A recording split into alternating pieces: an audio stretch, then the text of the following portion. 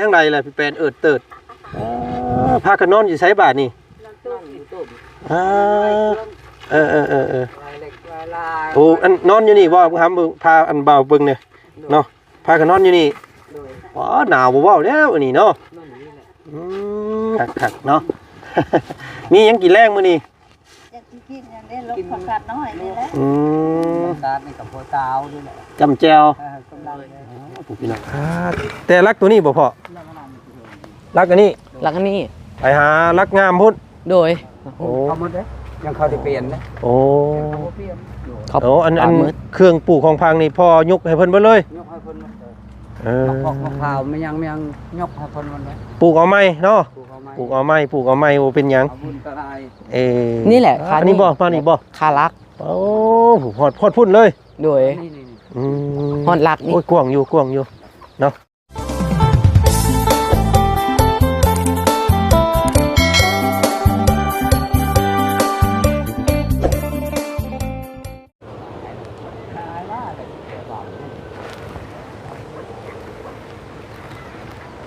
เนาะบรรยากาศหนาวเยือกตอนค่อยคำยามแรงพี่น้องเลยทางบ่าวจันเนาะพาพี่พาน้องตัดภาพบรรยากาศมาทางพี่บัดที่นี่พี่น้องเลยเนาะบ้านของน้องแหล้วหรือว่าน้องต้นกล้าพี่น้องเลยเนาะโดนนานเลยทางบ่าวจันกับบ่ได้แวะเวียนเข้ามาปล่อยงานให้ทางบ่าวเคยล่ะเพิ่นรับผิดชอบอยู่ว่าซั่นพี่น้องเอ้ยเนาะล่าสุดนี้ป้าโทเนาะบ่ได้เข้ามาเยี่ยมโดนเติบมาคือเป็นเติดเพื่อนเพิ่นไปทางไหนเบิดแล้วอันนี้พี่น้องเอ้ยป้าโทโอ้ตกอกตกใจมาเกือบคิดว่าสิกลับแล้วกินนี่คิดว่ามาผิดบ่วะเนาะ สบายดีเนาะโอ้สบายดียายโอ้ยแม่ สบายดีโอ้ยเนาะเพิ่นมั่งแต่มือได้แม่นี่มั่งแต่ไปคิดก่อนมีแต่ให้เว้าเคยล่าขึ้นมาอย่างเดียวประจันบ่ได้เข้ามาใกล้เพิ่นเลยเนาะมาเราบ่เห็นเฮือนแล้วไปทางใดล่ะพี่แปนเติดพากันนอนอยู่ไสบาทนี่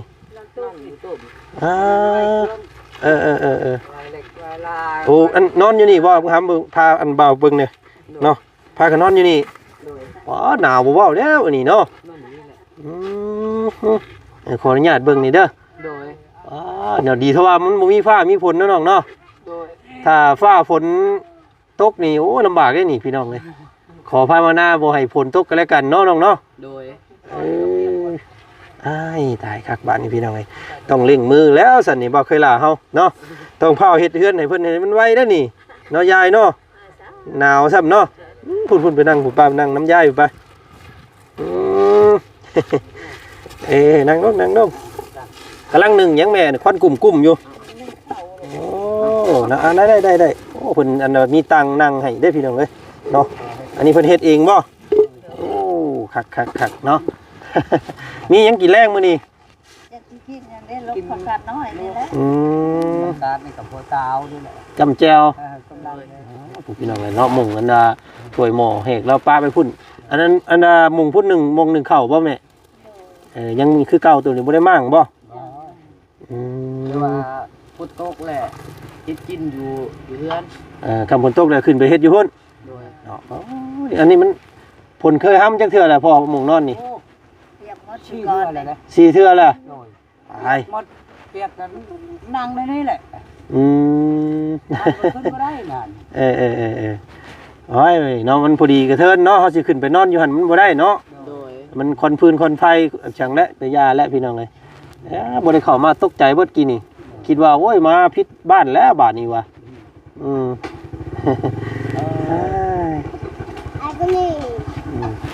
ไอ้อันนี้เบิ่งผมเนาะพี่น้องเนาะ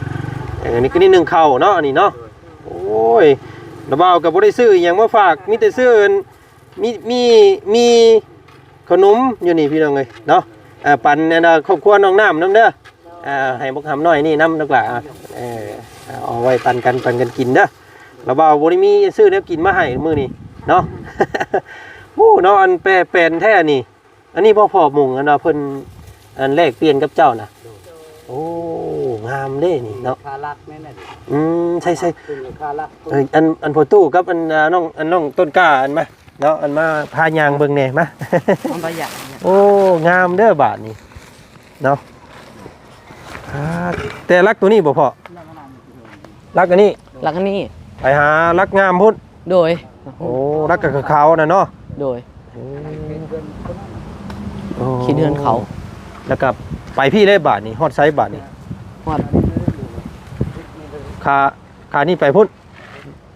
โอ้ฮอดต้นเครือกล้วยพุ่นบ่ กายมันมีรากอยู่ ไปเราไปเบิ่งไปเบิ่งไป โดย อ๋อ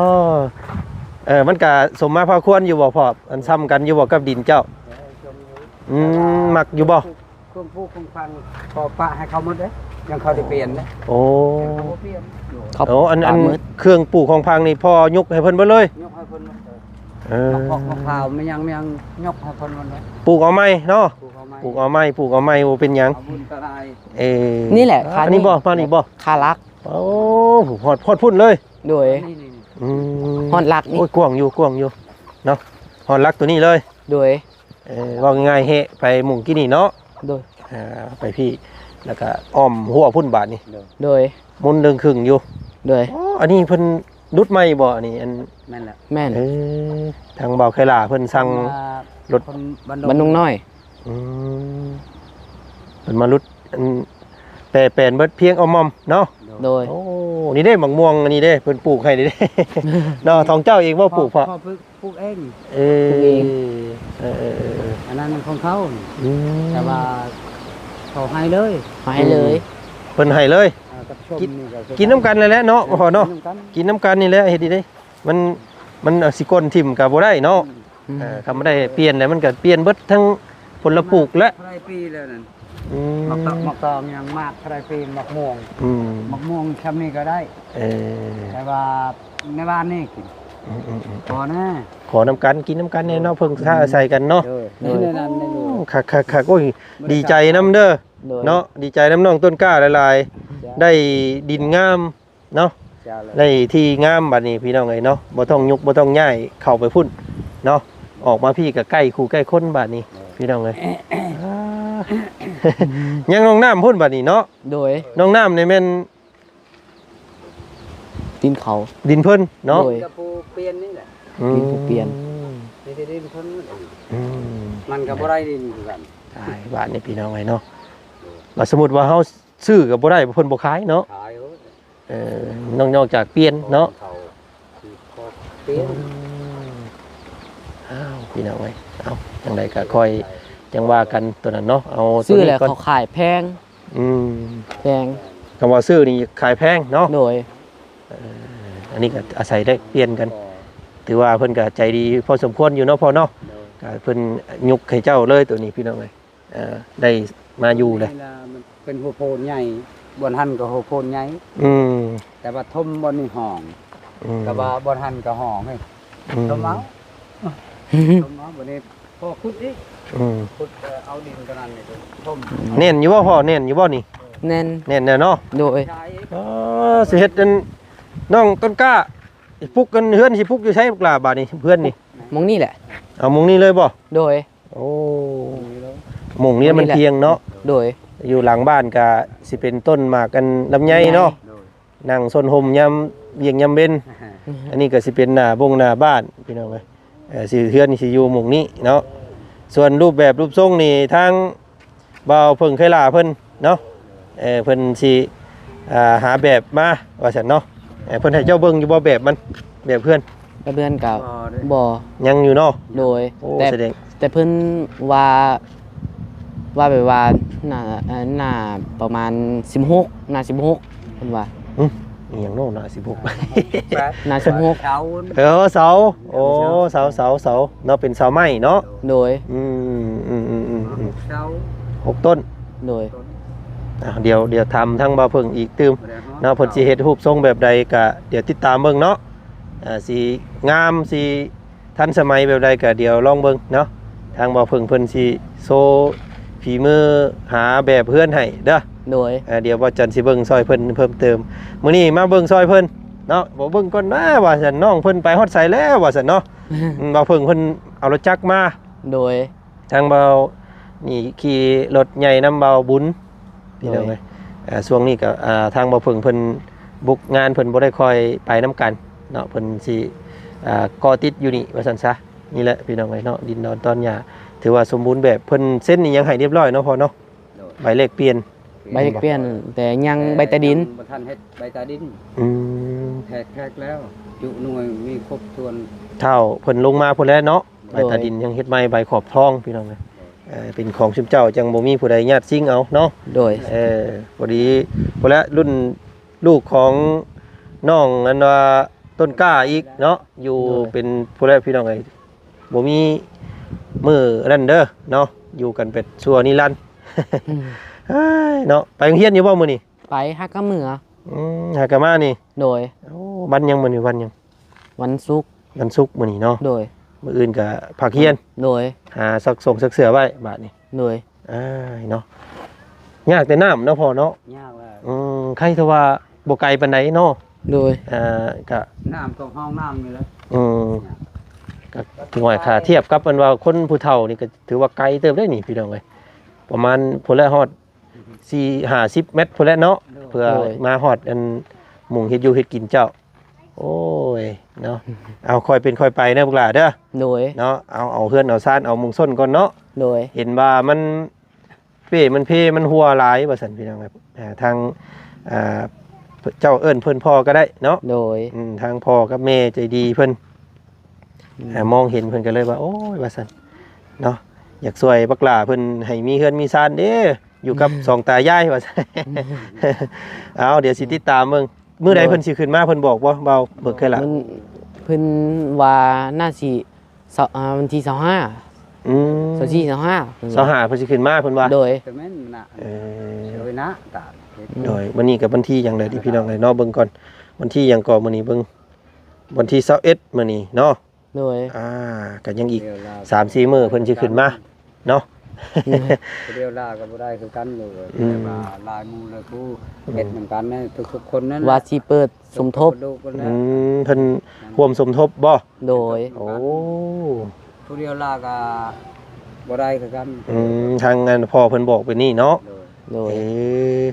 เอาพี่น้องเอ้ยจักเพิ่นได้หยังแน่แล้วซะตอนนี้เดี๋ยวทางบ่จันทร์สิถามทางบ่าวเพิ่งอีกเด้อ โดย ว่าเราได้ไม้ได้ตอกได้ทรงได้เสาบ่มีหยังยังขาดอยู่เดี๋ยวสิถามเราอีกเนาะ โดย เอาพี่น้องไงเนาะเปิดสมทบเฮ็ดเฮือนเด้อเนาะให้ทางน้องต้นกล้ากับประตูเนาะประตูสีทนเนาะประตูเนาะโอ้เห็นกันมานี่จักปีเลยพ่อเนาะพ่อกันทำบิดเลย แต่เบ็ดก็บ่ฮอดปี บ่พ่อกันตั้งแต่อันอยู่ห้องหมอ โอ้คงมาชวนวะ ห้องหมออยู่เซปูนนี่นะ เชโปนนี่ ฮอดได้บ่2-3 ปี ตั้งแต่ปี 2023 3 ปี 3เนี่ยเนาะ 3 ปีนี่แหละ เอา3แล้ว4 25เนาะโอ้3 ปี นี่แหละ 3 ปี พ่อพี่น้องเอ้ยเนาะ คงได้ ปินไปปัวน้องน้ำเพิ่นก็จนหายจนเศร้าเนาะ โดย ก็เอาพี่น้องไงขอมุกขอบใจทั้งผู้รับผู้ใหญ่ใจดีใส่เลือดใส่ยางให้เราเนาะเพิ่นปลูกผักยังยายเพิ่นยายบ่ปลูก โดย ปลูกบัว เนาะโอ้คักๆเพิ่นเบิ่งไก่ก็มีบ่อันนี้น้องมันมีไก่บ่ของเจ้า ไก่มีอยู่ เลี้ยงไก่นำเรา 3โตว4 เรา โตว เลี้ยงไก่นำได้พี่น้องเอ้ย ชามโตนั่นไก่ขาว ไก่3ตัวเดี๋ยวจังกันว่าจัดสรรเบิ่งใหม่เนาะ โดย เลี้ยงมุงหยังจังว่ากันใหม่ นี่ยังเท่านี้แหละกับนั่นแหละ สี พอได้พังมันขันตอนเช้าเนาะ มองได้เลย เวลาเจ้าอันเข่าของน้ำของในเฮ็ดได้เข่าป่าพุ่นบ่ เขาฟ้านี่แหละเขาให้ โอ้ เขาเอ้ยธรรมดาบ่มีเห็น เนาะเข้าไปเพิ่นก็ เขาให้เขาให้ โอ้ละมือได้เพิ่นสิให้ได้นี่ อันนี้ก็คือการชวนกล้วยเขา มันบ่ถูกหลักอนามัยเนาะ เบื้องนั้นไงก็ชวนน้องชาย จำเป็นนะบาดนี้ โน่ บ่เข้านี่สิไปเข้าใช้ซะเนาะ เขาใช่เนาะ เนาะ อยู่ไกล เอ อยู่ อ ป่าหาพุ่นอยู่ป่าพุ่นอยู่ชวนมันต้นรู้พอแห้ง จังว่ากันและสัพี่น้องเดี๋ยวจังค่อยเป็นค่อยไปเนาะลูกเนาะ โดย ค่อยเป็นค่อยไปก็เอาที่ละอย่างไปก่อนของน้ำของในก็จังว่ากันอีกพี่น้องเลยน้ำในโอ้ยังขาดหลายอย่างอยู่เนาะเฮือนน้องเพิ่นนี่ก็ได้ตัว อันนี้พอได้อันมงเก็บเมียนเข้าน้ำพี่น้องเอ้ย โดย เนาะกะสีพยายามสวยอีกแห้งหนึ่งเด้อทำเด้อเนาะสีนี่แหละพี่น้องเลยต้นยายเพิ่นเนาะยายเนาะหนาวเนาะ โดย อาบน้ำนะบ่ยายมื้อนี้ บ่ได้อาบเท่าลูกเอ้ย โอ้ช่างว่าแทบบ่อาบน้ำมันสินอนได้บ่ ให้ต้นกาคนให้แล้วก็ต้มนั่นแหละ เนาะ ให้ต้นกาตักให้ มันอาจสิโดนเติบได้เฮ็ดเฮือนก็ได้เนาะ โดย หนึ่งมามันก็ขึ้นอยู่กับงบเนาะงบเพียงพอมันก็ไว้ โดย มีแต่วางๆก็พากันเอาสังกะสงกะสีซ้อนอีกแน่ทางนั้นมันย่านมันหนาวกลางคืนเนาะ โดย โอ้ยหน้าหนาวก็สิอยู่เฮิงเติบได้นี่พี่น้องเอ้ยเพื่อสิเบิดหน้าหนาวนี่ห่วยเนาะ โดย นอนอยู่นี่ล้นเติบเด้นี่ ระวังงูระวังแง่วเด้อเมเด้อกลางคืนเด้อ เนาะส่วนหน่อยงูขึ้นไปนอนน้ำว้ายบ่ได้เด้พี่น้องเอ้ย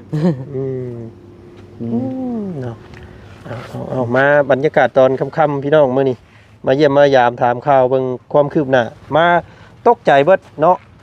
แต่เอิดเติดเพียงตอมมอม งามเอิดคักอีหลีพี่น้องเอ้ยนะกวางอยู่ว่าสิเฮ็ดแบบจักสิส่งแบบใดเนาะเฮ็ดทรงเหล้าเฮานี่บ่พี่น้องเอ้ยทรงแบบนี้บ่หลังคา โดย แบบมีระเบียงนั่งเพิ่นว่าเนาะ โดย เออ ซึ่งแบบนี้แหละมีระเบียงนะตอนน้ามาพี่ กินมาพี่เนาะเฮือนเนาะ โดย เดี๋ยวสิเบิ่งแบบนํอีกตืมเนาะเดี๋ยวสิเบิ่งแบบซอยถ้าว่ามันงดมันงามจังไดเดี๋ยวเสียงว่ากันเนาะ โดย เอาพี่น้องเลยหาอาบน้ำอาบในเด้อเจ้าอาบแล้วมื้อนี้ ยังไม่ได้อาบตอนแรกนี่ ต้มน้ำต้มในแม่เนาะ โดย ต้มเอาน้ำมันจังอาบสบายเนาะ ต้มแล้วน้ำจะบริต้มแล้วมัน ต้มบ่เจ้าแต่ละมื้ออาบน้ บ่ อาบไปนี่เลย โดย ำขี่รถไปน้ำมูคือเก่า โดยขี่รถตั้งแต่12 โมงเฮ็ดอยู่สัมผัส สัมภาษณ์อยู่หมุงใด หม่องโรงงานมันต้น โอ้บอกอ้ายอันซื้อรถให้น้องอยู่ผู้ทางในบ้านบ้านอันแก่งทองในผู้พี่น้องเลยเนาะห่างกันบ่ได้ไกลเจ้าผ่านมาทางนั้นบ่ไปเฮียน โดย บ้านเมืองจันทน์พุ่นเนาะ โดย จะไปเฮียนเนาะ โดย พี่น้องเอ้ยถือว่าไกลเด้ระมัดระวังเด้อไปมาเด้อ โดย เนาะขับขี่ปลอดภัย โดย ค่อยไปค่อยมา อันนี้ก็ทางระเบายืมรถหมู่โอ้รถอันเบาบุญเพิ่นไปซื้ออันแนวกินอยู่เซฟโปน อยู่บ้านน่ะโอ้ทางยากเบิดเปียกเบิดนี่พี่น้องเอ้ยนี่ขี้ตมย่อมมาเลยแล้วการบาดนี่ได้ทิ่มสิซื้อแล้วเกือบนี่เนาะมื้อซกมื้อซักเอาบ่ง่ายแล้วนี่เนาะ มันเป็นมาหางอยู่เชียงทองนี่ แน่น โอ้ลูกกระต้อนเลย แน่นดุกเท่าพอสิทนบ่ กระต้อน กระต้น กระต้อน เพิ่นถึกคุกเนาะ เพิ่นทุกคุก พอเพิ่นติดคุกแล้วก็เราก็เป็นแม่ห้างแน่พี่น้อง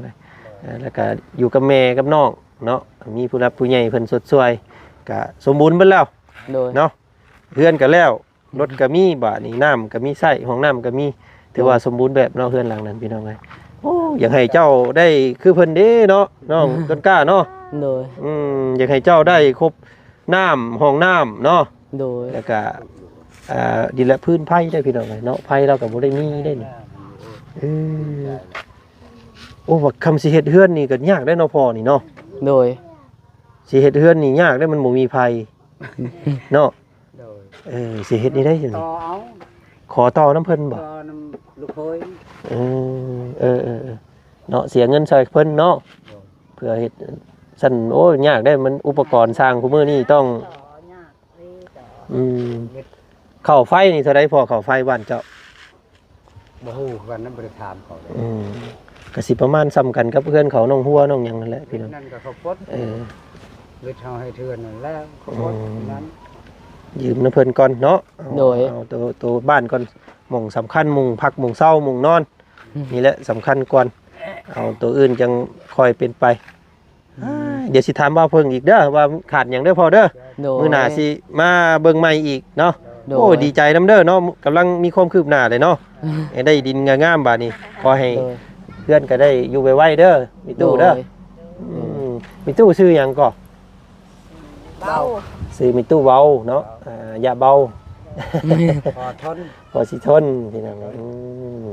น้องกับหลานหน่อย เป็นกล้า โดย เนาะใหญ่มากก็ได้ลูกได้เมียมาเลี้ยงเพิ่นเด้อ โดย ตอบแทนบุญคุณเนาะได้นี่พี่น้องเอ้ยเราเลี้ยงเจ้ามาเนาะ โดย หนึ่งข้าวหนึ่งน้ำขอให้ได้ลูกหลานไผ่อันลูกมันนี่กว่าเนาะยายเนาะ มาปลูกพักปลูกมีอยู่แถวนี้ คงบุญเอง เอาดีใจพี่น้องเอ้ยเอาเก็บภาพเบิ่งก่อนเนาะเก็บภาพอันให้ทางอ้ายเพิ่นเบิ่งเพิ่มเติมก่อนเนาะก็ยังสงัดนิ่งอยู่เด้อเนาะเพราะว่าทางบ่าวเพิ่งเพิ่นกลับบ้านเนาะกลับบ้านแล้วจักสิดำเนินการส่วนใดต่อบาดนี้เนาะปรับหน้าลงในดินเรียบร้อยแล้วก็สั่งไม้แล้วเนาะเสาสิเฮ็ด9หรือสิเฮ็ด6ก็สุดแต่กำลังเนาะกำลังงบที่มีพี่น้องเอ้ยทางเอื้อยกับอ้ายเพิ่นก็ว่าอยากซอย แต่เพิ่นก็ว่าถ้าผู้หนึงผู้เดียวก็คือสิสำเร็จยากเนาะ โดย ต้องอาศัยหลายคู่หลายคนเด้อสักพี่น้องก็อยากสดอยากสวยน้องเพิ่นเนาะให้มีบ้านเฮือนงามๆก็ทักเข้ามาหาได้เด้อเนาะน้องต้นกล้ากับปุตู้สีทน พี่น้องเอ้ยเอายายหนาวนะเฮาก็ได้มื้อนี้สิเมื่ออันหาต้มน้ำอาบก่อนเฮาก็ได้ เนาะ เมื่อป้าก็เด้อยายเด้อ โดย มื้อหน้าสิซื้อแนวกินมาฝากมื้อนี้ได้แต่มีกับขนมเด้อ โดย ปันกันกับน้องน้ำเด้อปันกันเนาะนี่แหละพื้นจูไฟกันระวังเนาะบัดนี้เนาะ โดย ยันไฟปิวใส่เด้พี่น้องเอ้ยมาสมหำมันเอามาระเบิดขึ้นก่อน นี่ได้หมู่เพิ่นไปชงเลย บ่บ่มีของเจ้าบ่มี แม่ ลูกอันนี้แหละเพิ่นใช้น้ำมันนะ เออ เพิ่นมาชงบัก โอ้ น้อยๆเมื่อกี้นี่ เพิ่นเบิดเลยเพิ่นเอามาส่ง โดย ขี่น้ำลาวบ่ไปแต่ละมื้อ นี่แหละ เต็มนี่เท่าไหร่เต็มนี่ เจมี่ประมาณ2,000 เศษเศร้าเศษ4เศษ5ผู้ใดเนาะอะไรก็โอ้เอาเนาะอาศัยหมู่ไปก่อนเด้อปลาเด้อ โดย อดออมเบิ่งเนาะมีระเบียบวินัยเก้าอดเก้าเยินหากสิได้ทอนค่ำเพิ่นว่าเนาะอดเอาอันนี้ได้เสียพี่น้องเอ้ยมีอันนี้ได้เริ่มเปิดทางออกมาแล้วพี่น้องเอ้ยเนาะมีตู้เพิ่นก็โอ้ยหลายผ้าหลายปีอยู่นี่เอางามเอาเมื่อปะเด้อท่านคลิปนี้เอารถเมื่อคืนเบาไล่เพิ่นก่อนยันเจ้าของเพิ่นถามหารถแล้วพี่น้อง ลุยขี้ตมเข่าอีกก่อนป้อโตผลึกดีๆเนาะไปเมื่อป้าเด้อแม่เด้อไปพี่น้องเอ้ยเนาะโอ้เพิ่นปลูกมันนี่เนาะเพิ่นปลูกมันงามเด้นี่พี่น้องเอ้ยมันเนาะเป็นมันแหละมันอันนี้นี่เนาะเต็มอยู่ก็นี่แหละพี่น้องเอ้ยเนาะทางนี่ครอบครัวของน้องน้ำจุดนี้ก็จักสิเฮ็ดนี่ได้แล้วบาทนี่พี่น้องเอ้ยเนาะเพราะเฉพาะตัวนั้นก็มันห้อมนะพี่น้องก็สิเอาลังอีกลังนึงไปอยู่น้ำกันกับเต็มและว่าซั่นซะเนาะจังไดก็จังว่ากันอีกแล้วแต่บุญวาสนาเด้อพี่น้องเอ้ยเนาะเอาก็สิทักสิถามทางเป่าเพิ่งเบิ่งตืมว่าเพิ่นสิดำเนินตัวใดก่อนว่าซั่นซะมีแบบมีรูปมีทรงแล้วบ่ว่าซั่นเนาะพี่น้องเนาะก็ติดตามเบิ่งอีกพี่น้องสำหรับคลิปนี้บ่าวจันทร์ขอตัวลาก่อนยินดีดีใจน้องๆต้นกล้ากำลังสิมีบ้านเป็นของตัวเองเนาะแน่นหนาว่าซั่นซะติดตามเบิ่งว่าสิใหญ่น้อยสำใดเนาะ